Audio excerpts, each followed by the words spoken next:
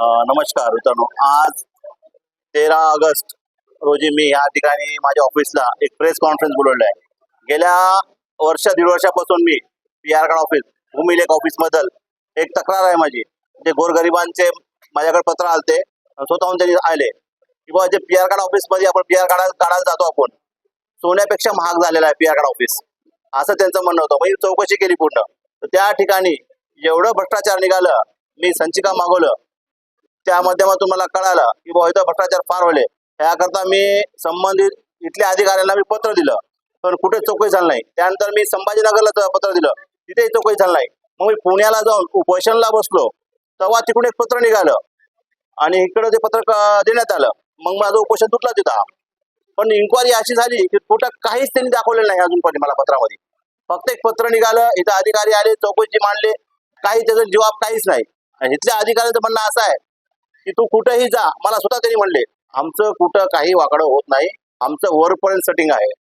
Second, जेव्हा एखादा गरीब माणूस PR कार्ड काढण्यासाठी जातो तिथं, तर बाहेर ह्यांचे सोडलेले दलाल आहेत, एक 7-8 दलाल सोडलेले आहेत. ते मध्ये ऑफिसमध्ये एंट्रीज करू देत आहे. चुकीनं कोणी मध्ये ऑफिसमध्ये गेलं, त्याची त्रुटी काढून साहेब लोक त्याला बाहेर आकडून देतात.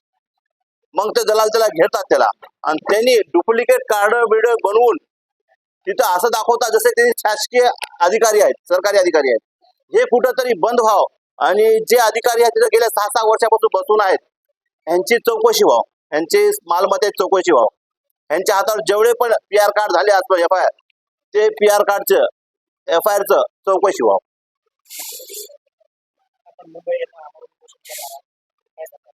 मी लास्टला इथं कुठं रिझल्ट लागलं नाही या गोष्टीचं, आणि ह्यांनी जसं सांगितलं की नाही हमारा कुछ टेढ़ा नहीं होता, यासाठी मी निर्णय घेतला मग की आता आपल्याला मुंबई गाठा लागल. मी 14 ऑगस्ट रोजी माननीय मंत्री साहेब आपले बावनकुळे साहेब यांना पत्र पाठवलेलं आहे. SP ऑफिस सगळीकडे पत्र पाठवलं मी की मी 14 ऑगस्टला मुंबई इथं उपोषणाला बसणार आहे. मला हेच बघायचं आहे की नांदेडला एवढं पैसा कमवलेत की बावनकुळे साहेबाला पण मॅनेज करतात काय. आमचं कोणी वाकडं करत नाही, असं श्रीरामे, रवी श्रीरामे यांच्या तोंडातून निघालेले शब्द आहेत ते.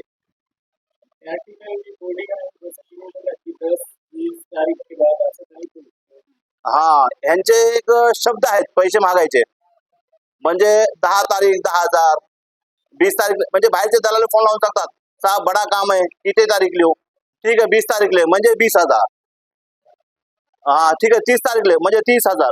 यांचे असे कोडिंग तारीखद्वारे ठरलेले आहेत, म्हणजे रेकॉर्डिंग मध्ये कुठेही यांच्यावर गुन्हे दाखल होऊ नये. हे पण रेकॉर्डिंग अगर निघाली तर फोन मध्ये तुम्हाला कळलं यांच्या रेकॉर्डिंग मध्ये तारीखांचा काय घोळ आहे.